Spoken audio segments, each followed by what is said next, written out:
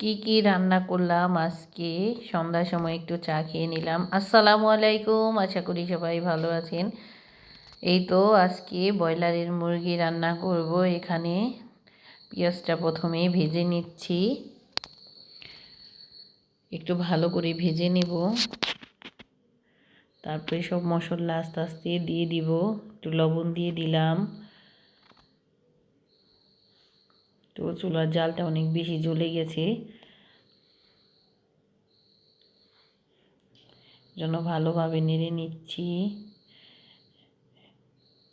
সব মশলা দেওয়া হয়ে গেছে, দিয়েছি আদা রসুন বাটা, তারপরে মাংস মশলা দিয়েছি, মরিচের গুঁড়া, হলুদ ফাঁকি, ধনিয়ার গুঁড়া, এগুলো সবই দেওয়া নিয়েছি।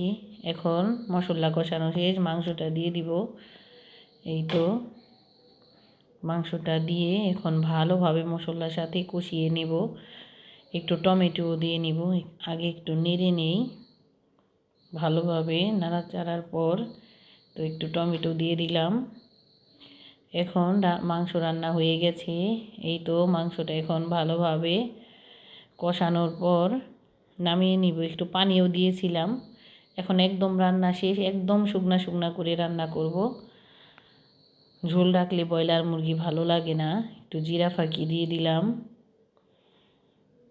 এই তো এখন নামিয়ে নিব, হয়ে গেছে একদম। অনেক জাল চুলায়, অনেক আগুন। তো নামিয়ে নিচ্ছি।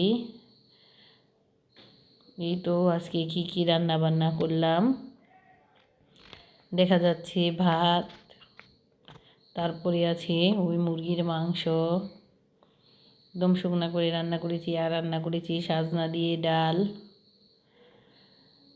আর শুধু করল্লা ভাজি, কোনো আলু দিইনি। পেঁয়াজ আর কাঁচামরিচ দিয়ে করল্লা ভাজি করেছি।